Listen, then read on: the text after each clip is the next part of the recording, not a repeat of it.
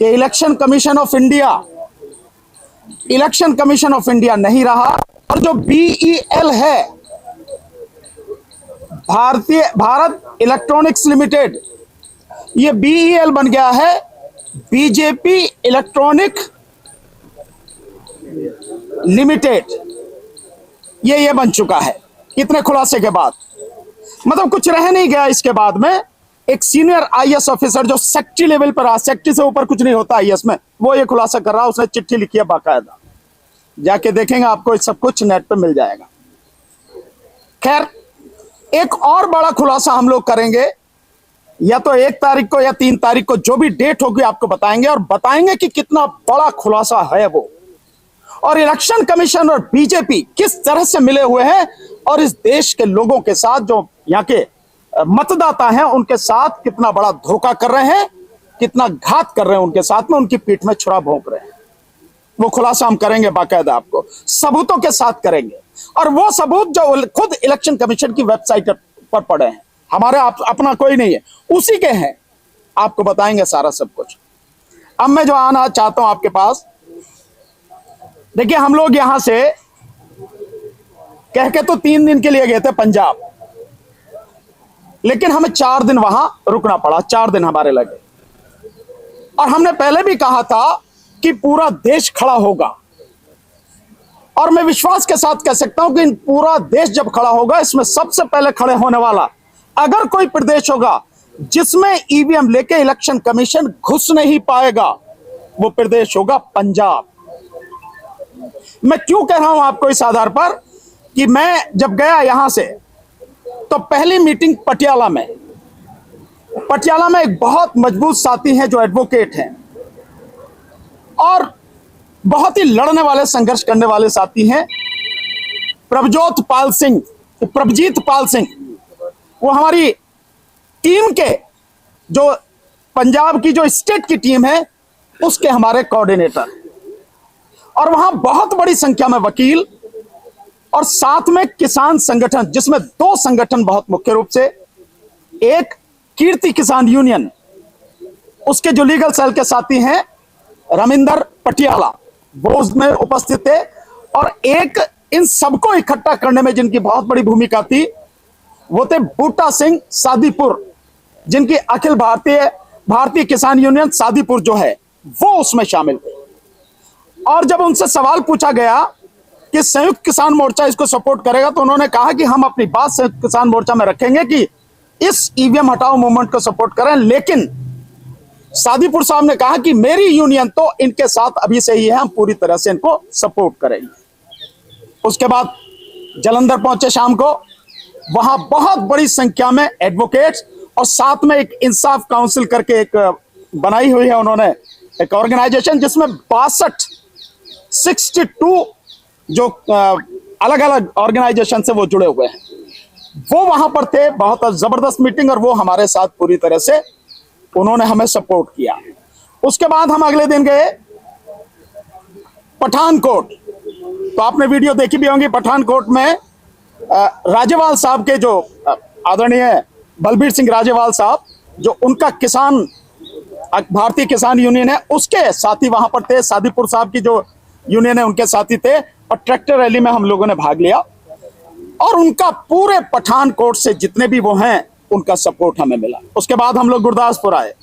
गुरदासपुर में एक बहुत बड़ा गुरुद्वारा है, बहुत बड़ा गुरुद्वारा है, और किसान मोर्चा में वो थे, उनका पूरा सपोर्ट हमें मिला है।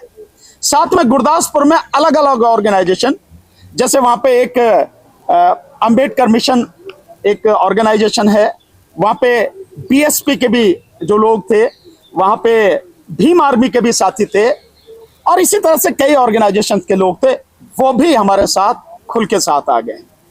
इसके बाद में हम चंडीगढ़ पहुंचे। तो चंडीगढ़ में जो हमें सपोर्ट मिला है, बहुत ही सम्मानित और एक संस्था है जो ऑल ओवर इंडिया जिसका ऑर्गेनाइजेशन है, और उसमें मैक्सिमम रिटायर्ड फौजी हैं। उस संस्था का नाम है केंद्रीय श्री गुरु सिंह सभा। इन्होंने बाकायदा चंडीगढ़ में, वहां जहां इनके ऑर्गेनाइजेशन का इनका ऑफिस है, वहां पे हमारी मीटिंग कराई, और पूरी तरह से इन्होंने हमें सपोर्ट किया।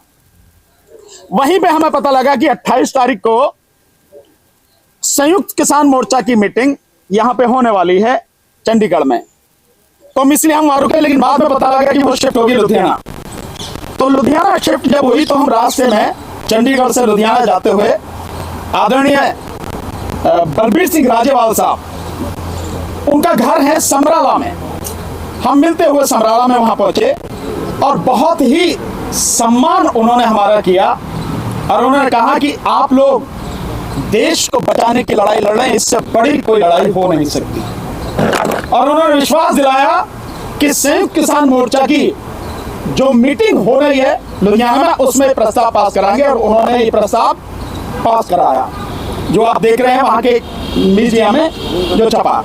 उनसे मिलने के बाद मैं सीधा वहां गया था जहां पे लुधियाना में मीटिंग हो रही थी और उस मीटिंग में सभी जो किसान संगठन के लोग थे सब शामिल थे वहां पे, जो अलग अलग उनके जत्थेबंदी हैं। उन्होंने मुझे बोलने का मौका दिया और मैंने उनसे साफ कहा, जो 3 काले कृषि कानून थे वो भी देश को बचाने के लिए आपने लड़ाई लड़ी और ये उससे बड़ी लड़ाई है, इस लड़ाई में भी आपका साथ हमें चाहिए और अगर आप साथ नहीं देंगे तो देश बचेगा नहीं और आप जितनी भी मीटिंग कर रहे हैं वो भी कुछ हासिल होगा नहीं। अगर ईवीएम नहीं हटी तो मोदी जीत के आएगा और फिर आप कुछ नहीं कर सकते। और मोदी कैसे जीत के आता है बता दिया, बीएल में जब मशीनें वो बना रहे हैं, सॉफ्टवेयर ही वो सब कुछ कर रहे हैं, तो मोदी कैसे जीत के आता, सीना ठोक के जो कहता है कि एक अकेला सब पे भारी और जो कहता है कि इतनी सीटें आएंगी। मोदी है तो मुमकिन, हाँ मोदी है तो मुमकिन है, बिल्कुल। हाँ, राजेवाल साहब ने क्या मतलब न्यूज़पेपर ने जो न्यूज छापी है, मैं एग्जैक्ट 2-3 लाइन पढ़ के सुनाता हूं। राजेवाल ने कहा कि 16 फरवरी के बंद के बाद 18 फरवरी को संयुक्त किसान मोर्चे की अगली रणनीति अपनाने के लिए एक और बैठक होगी। संयुक्त किसान मोर्चे ने सुप्रीम कोर्ट के वकील भानु प्रताप सिंह की अगुवाई में चलाई गई मुहिम की हिमायत करते हुए कहा कि आने वाले लोकसभा चुनाव में ईवीएम का प्रयोग न किया जाए क्योंकि इन मशीनों पर लोगों का भरोसा उठता जा रहा है। इस तरह से उन्होंने हमें सपोर्ट किया है। राजेवाल साहब ने एक और मुझे विश्वास दिलाया, उन्होंने कहा कि जो नेशनल बॉडी की हमारी मीटिंग होगी जिसमें पूरे देश भर के जो है साथी शामिल होंगे, हर प्रदेश से अलग अलग, उसमें भी बाकायदा वो हमारे इस आंदोलन के पक्ष में प्रस्ताव पास कराएंगे। तो मैं समझता हूं ये हमारी एक बहुत बड़ी जीत है और इसीलिए मेरे विश्वास के साथ मैं कह रहा हूं कि पंजाब पहला प्रदेश होगा जहां घुस नहीं सकेंगे और हमें विश्वास है धीरे धीरे आने वाले समय में, चाहे वो हरियाणा हो, चाहे उत्तर प्रदेश हो, चाहे राजस्थान हो आपका, चाहे मध्य प्रदेश हो और चाहे गुजरात, इवन यहां जो स्थिति होगी और साथ में बिहार, यहां जो होगा ईवीएम को लेकर घुस नहीं पाएगा इलेक्शन कमीशन। ये बात हम आपको बता रहे हैं। तो लगातार इस आंदोलन में बड़े बड़े संगठन और देश को बचाने वाले जो लोग हैं वो साथी जुड़ते चले जा रहे हैं। अब आपके मन में कोई सवाल हो तो आप पूछ सकते हैं सर।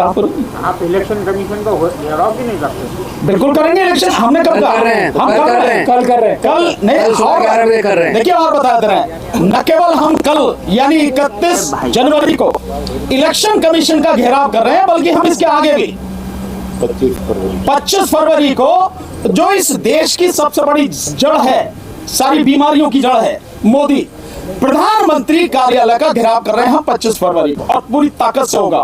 पूरा देश आएगा उठ के घेराव करने के लिए। तो ऐसा नहीं है इलेक्शन कमीशन कौन हो तो कुछ भी नहीं।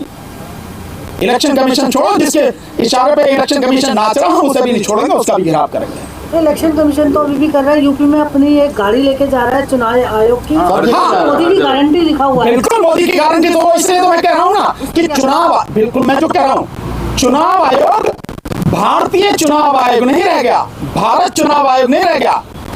जिन वैनों में मशीनें जा रही हैं दिखाने के लिए जो नौटंकी हो रही है, 40,000 जो वैन है, अगर उन वैनों पे लिखा है मोदी की गारंटी, तो इसीलिए मैं कह रहा हूं कि इलेक्शन कमीशन ऑफ इंडिया ना रह के इलेक्शन कमीशन ऑफ मोदी बन चुका है। ये देश के लोगों की सोच नहीं है कि उस चुनाव में आप हिस्सा लोगे या उन मशीनों में वोट डालोगे तो इलेक्शन कमीशन ऑफ मोदी है, या कहीं तब डालोगे जब बैलेट पेपर से चुनाव हो और इलेक्शन कमीशन ऑफ इंडिया करवाए हकीकत में। तो जो इलेक्शन कमीशन की जो स्वतंत्रता है, जिसके लिए अनुच्छेद 324 में व्यापक प्रावधान किए गए हैं, वो कहां है? तो ये जो बैठे हैं, मैं शब्द इसीलिए इस्तेमाल करता हूं, कड़वे शब्द हैं लेकिन सच्चे हैं।